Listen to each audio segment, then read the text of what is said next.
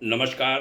भाग्योदय विचार प्रवाह श्रृंखला के 106वें चरण में आपका स्वागत, अभिनंदन। आज 5 जून 2022, जून का महीना है।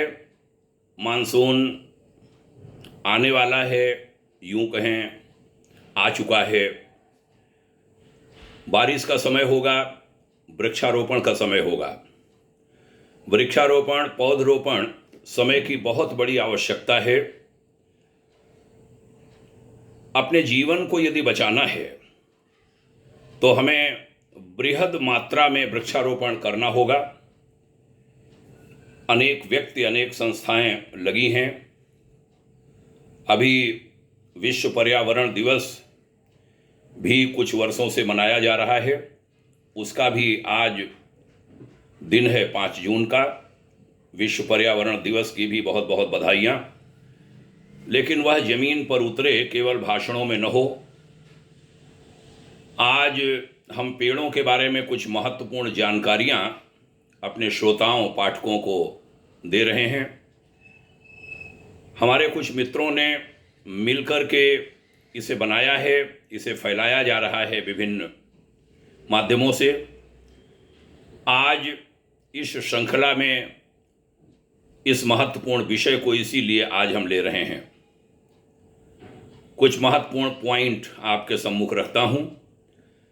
पेड़ यानी वृक्ष इस धरती पर सबसे पुराने लिविंग ऑर्गेनिज्म हैं और ये कभी भी ज़्यादा उम्र की वजह से नहीं मरते। हर साल 5 अरब पेड़ लगाए जा रहे हैं, लेकिन हर साल 10 अरब पेड़ काटे जा रहे हैं। ये एक बड़ा तथ्य है। वृक्षारोपण से ज़्यादा ज़रूरत है जो पेड़ लगे हैं उनको बचाने की। ये बात परमार्थ निकेतन में जब मैं निदेशक था तो बड़े महर्षि पूज्यपाद स्वामी असंगानंद सरस्वती जी बहुत जोर शोर से कहते थे कि मिश्र जी, वृक्षारोपण से ज़्यादा है, जरूरी है बचाना उन्हें जो पहले से लगे हैं। इस पर सभी ध्यान दें, सरकार, जनता, सभी। तीसरा बिंदु कि एक पेड़ दिन में इतनी ऑक्सीजन देता है कि 4 आदमी जिंदा रह सकें। एक पेड़ बहुत कीमती होता है वृक्ष। नेक्स्ट, देशों की बात करें तो दुनिया में सबसे ज़्यादा पेड़ रूस में हैं, उसके बाद कनाडा में, और उसके बाद ब्राज़ील में, फिर अमेरिका में, उसके बाद भारत में। भारत में केवल 35 अरब पेड़ बचे हैं। भारत बहुत पिछड़ा है इस मामले में। दुनिया की बात करें तो एक इंसान के लिए 422 पेड़ बचे हैं। दुनिया की बात करें तो एक व्यक्ति के हिस्से में 422। और भारत की बात करें तो एक हिंदुस्तानी के लिए केवल 28 पेड़ बचे हैं। कितना भारी अंतर है। वर्ल्ड लेवल पर 422 पेड़ पर पर्सन और भारत में 28 पेड़ पर पर्सन। बहुत भारी अंतर है। पेड़ों की कतार धूल मिट्टी के स्तर को 75% तक कम कर देती है। और जो शोर है ना, नॉइज पोल्यूशन कहा जाता है, 50% शोर को कम करते हैं पेड़। यानी जहाँ पेड़ खूब हैं वहाँ तेज आवाज़ें होंगी तो नुकसान नहीं होगा। तो पेड़ अनेक रूपों में हमारे लिए लाभदायी हैं। अगली बात कि एक पेड़ इतनी ठंड पैदा करता है जितनी एक एसी 10 कमरों में 20 घंटों तक चलने पर करता है। जो इलाका पेड़ों से घिरा होता है वह दूसरे इलाकों की तुलना में 9 डिग्री ठंडा रहता है। ये एक वैज्ञानिक तथ्य है। नेक्स्ट कि 1 एकड़ में लगे हुए पेड़ एक साल में इतने CO2 सोख लेते हैं जितनी एक कार 41,000 किलोमीटर चलने पर छोड़ती है। माने 41,000 किलोमीटर जो कार चलेगी, जो प्रदूषण करेगी, उसको 1 एकड़ में लगे पेड़ एक साल में सोख लेते हैं उस गंदगी को। दुनिया की परसेंट ऑक्सीजन अमेजन के जंगलों द्वारा पैदा की जाती है।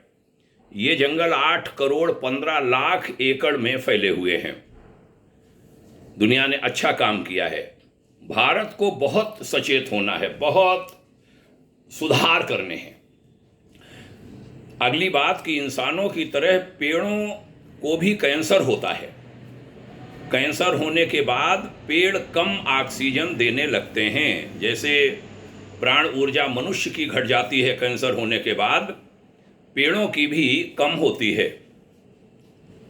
पेड़ की जड़ें बहुत नीचे तक जा सकती हैं। दक्षिण अफ्रीका में एक अंजीर के पेड़ की जड़ें 400 फीट नीचे तक गई हैं। ये एक तथ्य सामने आया है। अगली बात कि दुनिया का सबसे पुराना पेड़ स्वीडन के डलारना प्रांत में है। टीजिको नाम उसका, टीजिको नाम है। नाम का ये पेड़ 9550 साल पुराना है, माने 10,000 साल होने जा रहे हैं।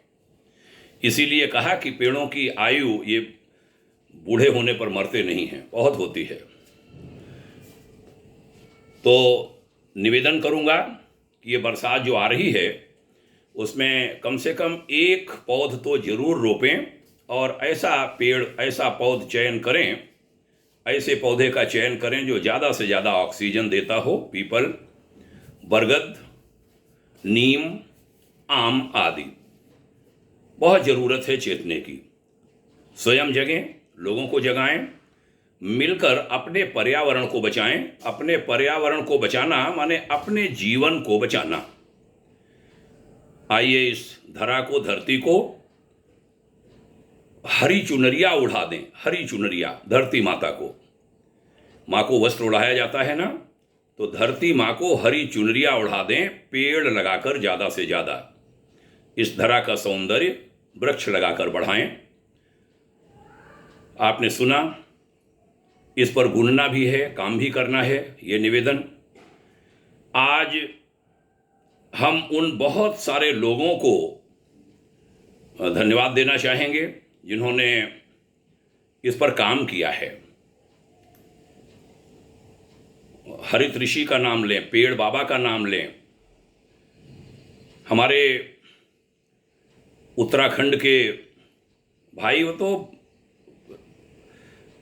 सैकड़ों एकड़ में उन्होंने, जंगली नाम ही उनका पड़ गया, जगत राम जंगली। उनका बेटा पीएचडी आदि करने के बाद, पढ़ लिखने के बाद, उच्च शिक्षा के बाद उसने भी कहा मैं भी जंगली बनूंगा। वेद जंगली बना हुआ, वो सब लगे हुए हैं। हिमालय गंजा न हो। हिमालय प्राण देता है और पूरे देश को प्राण देता है। वहीं से ठंडी हवाएं आती हैं। यहाँ गर्मी ज़्यादा होती है, माने पहाड़ गर्म हो रहा है। ठंडक हुई, ये मान लो कि पहाड़ ठंडा हो रहा है, बर्फ़ गिर रही है, उधर से हवाएं आ रही हैं।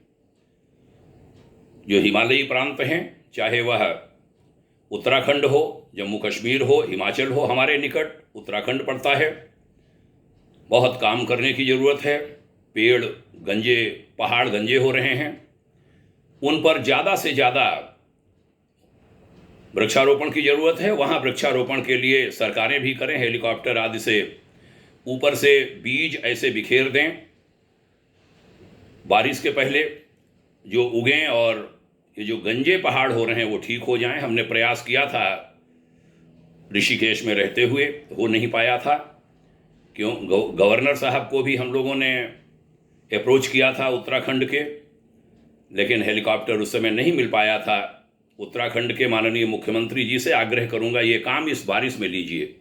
और भी जो राज्य हैं हिमालयी, जम्मू कश्मीर, हिमाचल, अन्य, ये सब भी ये प्रयास जरूर करें, क्योंकि उसका असर पूरे देश पर पड़ता है। हमने इसीलिए एक हिमालयन जोन भाग्योदय फाउंडेशन का बनाया है, उत्तराखंड, हिमाचल और जम्मू कश्मीर को मिलाकर। उसमें एक टीम खड़ी हो रही है श्री दिनेश सेमुआल जी के नेतृत्व में। ये काम खूब फैलाने की ज़रूरत है। भाग्योदय फाउंडेशन प्रयास करेगा ऐसे सुझाव हिमालयी राज्यों के मुख्यमंत्रियों को दे। अंत में कहूँगा कि भारत के अन्य राज्यों की बहुत बड़ी जिम्मेदारी है। जो भारतवर्ष का बहाल प्रांत है उत्तराखंड, हमारे पूर्व मुख्यमंत्री उत्तराखंड के और भारत के मानव संसाधन विकास मंत्री रहे डॉक्टर रमेश पोखरियाल निशंक जी इसको बहुत जोर शोर से कहते थे कि बहाल प्रांत है। बहाल माने माथा, पूरे देश का बहाल प्रांत है और माथे को ठीक करना बहुत आवश्यक होता है, क्योंकि माथा जब बिगड़ता है तो पूरे शरीर को बिगाड़ के रख देता है। तो उत्तराखंड बिगड़ा, हिमालयी राज्य बिगड़े तो पूरे देश को प्रभावित करेंगे। जम्मू कश्मीर बिगड़ा था, ठीक हो रहा है। इन सबको पर्यावरण पर बहुत ध्यान देने की ज़रूरत है, पूरे देश को ध्यान देने की आवश्यकता है। पर्यावरण बाहर का भी सुधरे, पर्यावरण भीतर का भी सुधरे। झूठ, साच, मक्कारी, फरेब जो बहुत मानव में आ गया है वह भी ठीक हो, आंतरिक पर्यावरण ठीक हो। गलती हम करें, दोष दूसरों पर मढ़ दें, अपनी गलती छिपाने के लिए बीसियों झूठ बोलें, ये सब बहुत अच्छी बातें नहीं होती, क्योंकि ईश्वर सब देखता है। तो इसलिए कहूँगा आंतरिक पर्यावरण को भी सुधारने की आवश्यकता है।